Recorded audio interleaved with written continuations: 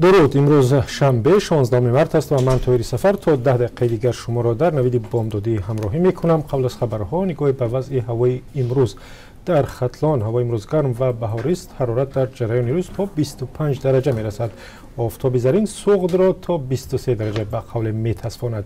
در بدخشان گرمی هوا را کمتر احساس می کنید چون حرارت فقط به 9 درجه خواهد رسید. اگر در دوشنبه و یا ناحیه های اطرافیان هستید پس هوای خوبی 24 درجه شما را انتظار است. و اینک خبرها. مقامات قرقیزستان شب 14 مارس و بعد از مناقشه مرگبار در سرحد ساکنان دو دهه هممرز با اسفرای تاجیکستان را به مکانهای دیگر کش دادند.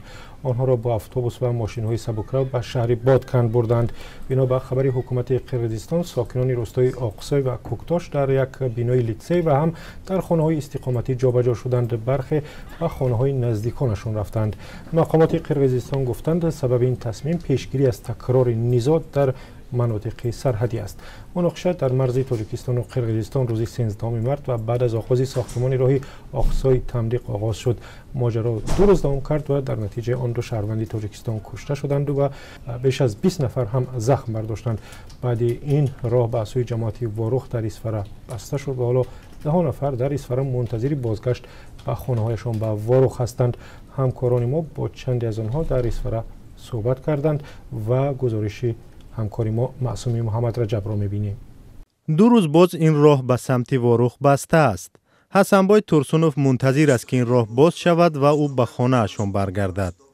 در سنگاندازی تاجیکان و قرقیزها مجروح شد و برای معالجه اینجا آوردند. مادرم هستن، برادرها همشون شما صحبت تلفنی یا با دیگر راه داشتید؟ گپ زدیم، اون محکمه بود. هیچ علاجی اومدن. در بیمارستان اسفره چند نفر از ساکنان روستاهای نزدی مرزی را معالجه کردند. حسنبای میگوید چون راه بسته است مجبور است در اینجا بماند. رستم احمدوف ساکن دیگری واروخ مشکلی سخت‌تر دارد. خواهرش اینجا فوتید ولی نمیتواند او را دفن کند. من التماس میکنم که روی حالی خودش یابر ما هم مایتامای برده دفن کنیم. در واروخ دفن کردن در واروخ دفن کردن خواست میخواه. بهادر امینجانوف دکتر شفاخانه اسفره 3 روز باز نمیتواند نزد اهل اویله‌اش به جماعت واروخ برگردد. او از رهبران 2 کشور میخواهد مسئله را حل کنند تا دیگر مشکلی پیش نیاید. با ناحیه اسفره باید برای گفت و شنید، برای یکدیگر فهمی، برای صلح و امانی کشیده شود.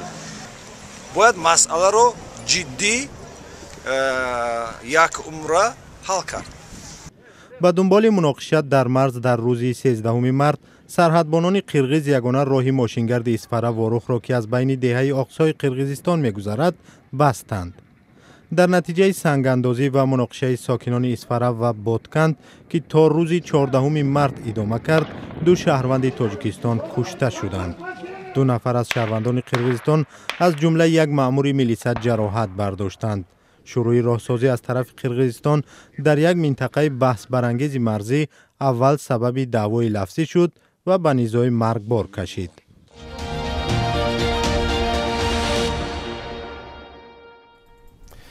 مادر یکی از دوچرخه سواران کشته شده در دنغره میگوید برای مرگ پسرش در این حمله تروریستی در سال گذشته از حکومت تاجیکستان جبران مالی طلب میکند. جیا سانتوباسکو مادر جی اوستین روز 14 مارس در صحبت تلفنی با رادیو آزادی گفت که او و یک مقام از دادگاه شهر نیوجرسی با فرهاد سلیم سفیر تاجیکستان در آمریکا ملاقات کردند و او را از این نیتش آگاه کرده است. جیا سانتوباسکو نگفت که چگونه جبران مالی و چقدر جبران مالی از حکومت تاجیکستان طلب می کند. این مادر آمریکایی گفت پول را برای آن نیاز دارد که کارش را که ارزیابی مالکیت است ترک کند و از فاجعه به سرش آمده بیرون شود و آرامش پیدا کند.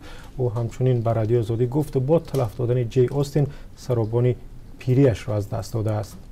جی اوستین در میان 4 دوچرخه سوار خارجی از جمله یک آمریکایی دیگر، یک شهروند هلند و یک شهروند شویتزاریا بود که روز 29 ایول گروهی از جوانان تاجیک آنها را با ماشین زدند، سپس با کاردوتبر به قتل رساندند. 2 سیاح دیگر در این حمله در راه دنغره و 150 کیلومتری جنوبی دوشنبه آسیب دیدند.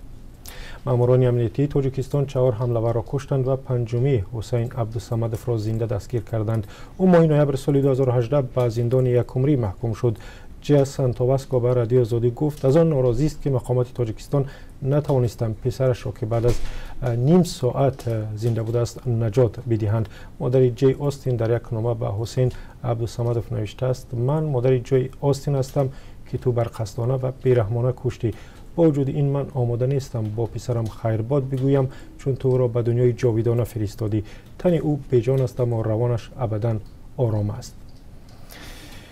یک شرکت عظیم دولتی چین در صدد است با خرج 300 میلیون دلار در شهر کولوب تاجیکستان کارخانه نساجی بسازد. در وزارت رشد اقتصاد و سودا روز 15 مارس در صحبت با رادیو آزادی گفتند شرکت دولتی استحصال تجهیزات صنعتی چین می‌خواهد در منطقه آزاد اقتصادی کولوب کارخانه نساجی سینا تاجیکستان کولوب تکستایل را بنیاد کند. قرار است این کارخانه در دو مرحله اول با خرج 130 میلیون دلار و مرحله نهایی با خرج 170 میلیون دلار ساخته شود.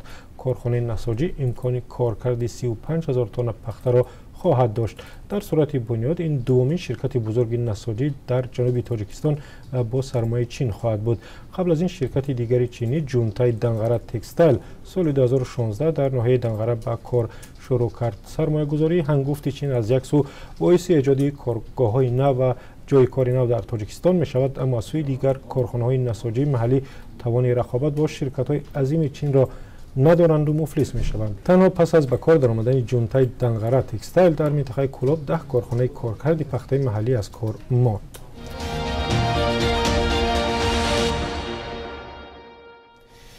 نوید بامدادی رادیو آزادی است و من طاهری سفر همراه شما. مقامات تاجیکستان با گرجستان به موافقه رسیدند که بین دو کشور ارتباط هوایی بر راه مانده شود. عزیز نبیزاده معاون رئیس اداره هوانوردی تاجیکستان همین هفته با نمایندگان وزارت اقتصاد گرجستان یادداشت حسن تفاهم را در این باره به امضا رسانیده است. بر اساس این سند طرف‌ها حق دارند به یک یا چند شرکت اجازه بدهند که به قلمرو تاجیکستان و هم گرجستان پرواز انجام بدهند. بین تیفلیس و دوشنبه خطی مستقیم پرواز وجود ندارد و مسافران مجبورند اول به روسیه یا کشورهای دیگری بروند و از آنجا به گرجستان سفر کنند.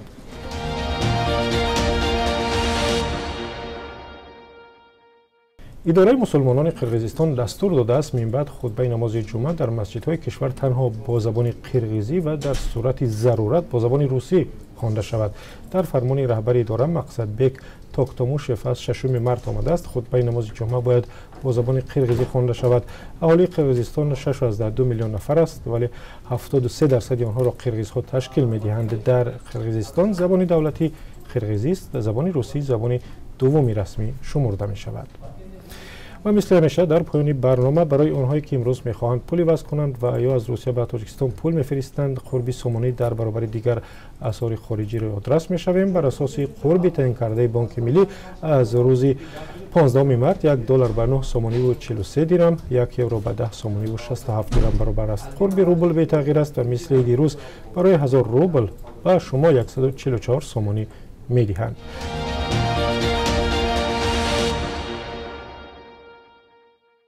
بیننده عزیز، نوید بامدادی اینجا به پایان رسید. برنامه بعدی روزی یکشنبه 17 مارس در همین ساعت و در همین جا کانال آزادی ویدیو در یوتیوب نشر می شود.